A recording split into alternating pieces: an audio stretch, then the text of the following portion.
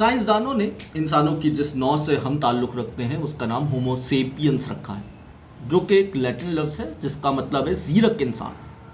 کئی اعتبار سے یہ لقب ہم پر درست اطلاق کرتا ہے۔ ہماری نوع نے کائنات کی ابتدا کا سراغ لگا لیا ہے، یعنی اس کو ڈیٹڈ کر لیا ہے، مادہ اور انرجی کی حقیقت کو کھود لیا ہے، زندگی کے راز کو ڈیکوڈ کر لیا ہے، ہماری کانشیسنس کی سرکیوٹی کو ظاہر کر دیا ہے اور ہماری تاریخ کو دستاویز کر دیا ہے۔ ہم نے اس علم کو اپنی خوشحالی میں اضافے کے لیے استعمال کیا ہے اور ہم نے ان تکالیف کی شدت کو کند کر دیا ہے جنہوں نے ہمارے آباء و اجداد کے وجود کو قید کر رکھا تھا۔ ہم نے اپنی متوقع موت کی تاریخ کو 30 سال سے 70 سال تک موقوف کر دیا ہے۔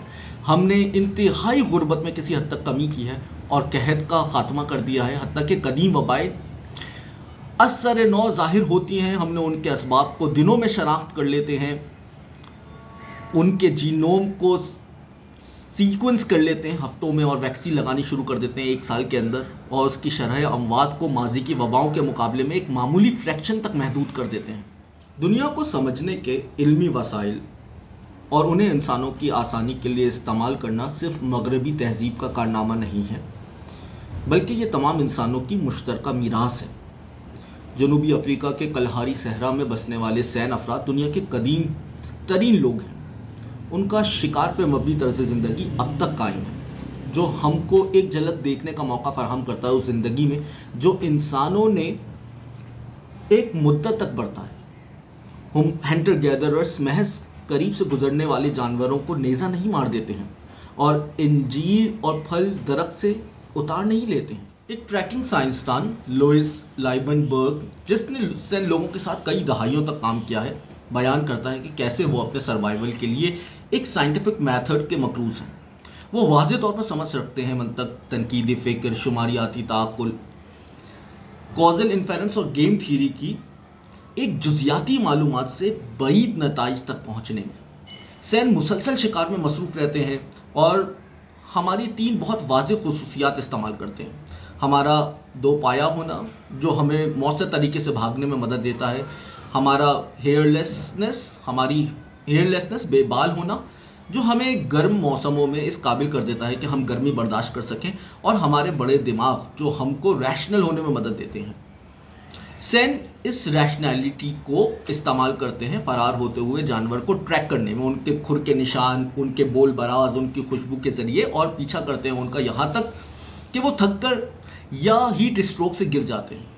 کبھی کبھار سین جانور کو ٹریک کرتے ہیں اس کے عمومی راستے پر یا اس کے آخری معلوم نشان کی مدد سے تلاش کرتے ہیں قریبی دائروں میں، لیکن اکثر وہ ان کو ٹریک کرتے ہیں اپنی ریزننگ سے۔ شکاری تمیز کرتے ہیں درجنوں انواع میں شیپس اور ان کے ٹریکس کی سپیسنگ سے۔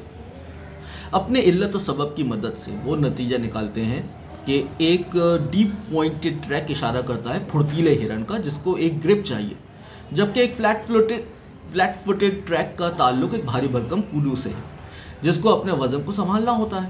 وہ جانوروں کے جنس کا بتا دیتے ہیں ان کے ٹریکس کی ترتیب دیکھ کر اور ان کے ڈراپنگز اور یورین مختلف مقامات پر دیکھ کر۔ وہ یہ کیٹیگریز استعمال کرتے ہیں سیلوجسٹک ڈیڈکشن کے لیے۔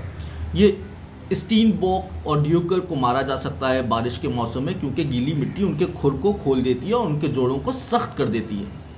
کوڈو اور ایلینٹ کو خشک موسم میں گرایا جا سکتا ہے کیونکہ وہ آسانی سے ڈھیلی ریت میں تھک جاتے ہیں۔ یہ خشک موسم ہے اور وہ جانور جو ان ٹریک سے ابھی گزرا ہے وہ ایک کوڈو ہے، اس لیے اس جانور کو شکار کیا جا سکتا ہے۔ سین محض جانوروں کو کچھ اقسام میں بند یا محدود نہیں کر دیتے بلکہ بہت باریک منطقی امتیازات بناتے ہیں۔ وہ کھر کے نشان کو دیکھ کر بتا سکتے ہیں کہ ایک نوع میں یہ کون سا جانور ہے، اور وہ تمیز کر سکتے ہیں ایک جانور کی مستقل خصوصیات میں، جیسا کہ وہ بتا سکتے ہیں اس کی جنس اور اس کی مخصوص اسپیسیز کے بارے میں۔ کھر کو گھسیٹنے اور رک کر آرام کرنے کے نشانات سے وہ یہ اخذ کر لیتے ہیں کہ وہ تھک گیا ہے۔ وہ اندازہ لگا لیتے ہیں جانور کی عمر کا اس کے کھر کے نشان اور نشان کی کرختگی سے۔ مسلسل شکار اور ان منطقی خوبیوں کے بغیر سین کامیاب نہیں ہو سکتا ہے۔ سین تنقیدی فکر میں مصروف رہتے ہیں۔ وہ جانتے ہیں کہ اپنے پہلے تاثر پر ٹرسٹ نہیں کرنا ہے، اور وہ جانتے ہیں خطرات کو دیکھنے کے جو وہ دیکھنا چاہتے ہیں۔ وہ کسی اتھارٹی کے آرگومنٹ کو تسلیم نہیں کرتے ہیں۔ ایک مبتدی समेत कोई भी इनकार कर सकता है एक कयास से, एक ओपिनियन से।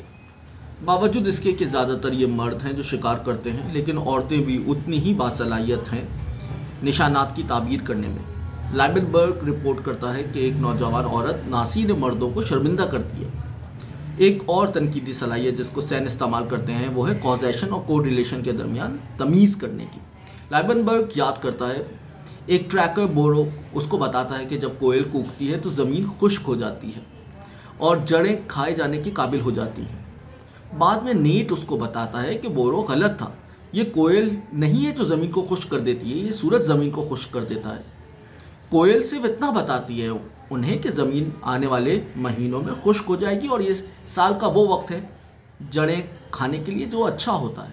ताकुल की कदीम सलाहियत के बावजूद हमें बार बार हमारे साथियों की हमाकतों और बेवकूफ़ियों की याद दिलाई जाती है। लोग जुआ खेलते हैं या लॉटरी जहां वो लाजमी हारेंगे और नाकाम हो जाते हैं अपनी रिटायरमेंट के लिए इन्वेस्ट करने में, जहां वो गारंटी है कि जीतेंगे।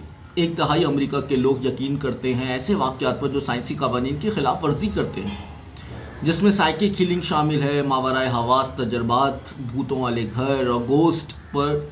सोशल मीडिया पर जाली खबरें ज़्यादा तेज़ी से और दूर तक पहुंचती हैं सच्चाई के मुकाबले में। इस नतीजे तक पहुंचना एक आम सी बात है कि इंसान गैर माकूल है। सिने कहते हैं कि आप क्या तवक्का करते हैं हंटर गैदरर्स की औलाद से जिसका जहन एक चीते का लुकमा बनने से परहेज़ करने के लिए बना है। लेकिन एवोल्यूशनरी साइकोलॉजिस्ट जानते हुए शिकारी लोगों की जहानत असरार करते हैं कि इंसान ने इर्तिका किया है इल्मियाती मुकाम को हासिल करने के लिए, एक कॉग्निटिव नीश को हासिल करने के लिए, नेचर को अपनी ज़ुबान, समाजियात और नो हाउ से आउट स्मार्ट करने की सलाहियत से। अगर अहद हाजिर का आदमी गैर माकूल लगता है तो हंटर गैदरर्स को इल्ज़ाम मत दो। हम कैसे समझ सकते हैं उस शय को जिसे रैशनैलिटी कहा जाता है, जो लगता है हमारा पैदाइशी हक है लेकिन अक्सर हम उसके उसूलों की खिलाफ वर्जी करते हैं। स्टार्टिंग पॉइंट ये है कि हम इस बात को समझें कि रैशनैलिटी कोई ऐसी कुव्वत नहीं है कि जो किसी एजेंट के पास है या नहीं, जैसा कि सुपरमैन के एक्स-रे विजन, बल्कि ये एक किट है कॉग्निटिव टूल्स की जो कि कुछ मखसूस मकासद एक ख़ास दुनिया में हासिल करती है। ये समझना कि रैशनैलिटी क्या है, इसकी इस कदर कमी क्यों है और ये क्यों अहम है। हमको इब्तिदा करनी चाहिए रैशनैलिटी की ही बुनियादी सच्चाइयों से कि कैसे एक ज़हीन आदमी को ताक़ुल करना चाहिए उस दुनिया में जिसमें वो रहता है और उसके मौजूदा मकासद की रोशनी में। ये नॉर्मेटिव मॉडल्स या मयारात मंतक, फ़लसफ़ा, रियाजी और आर्टिफिशियल इंटेलिजेंस से ताल्लुक़ रखते हैं। इस वीलॉग का एक अहम मकसद हमारे रीज़न के वाइडली एप्लीकेबल नॉर्मेटिव टूल्स की वजाहत करना है।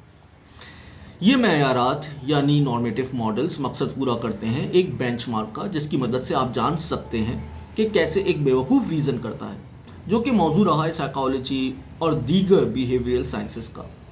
आवाम बहुत से तरीक़ों से इन बेंचमार्क्स पर पूरा नहीं उतरती और जब लोगों की जजमेंट्स इस नॉर्मेटिव मॉडल से इन्हिराफ करती है, जो कि वो अक्सर करती है, तो हमारे पास एक पज़ल होता है सॉल्व करने के लिए।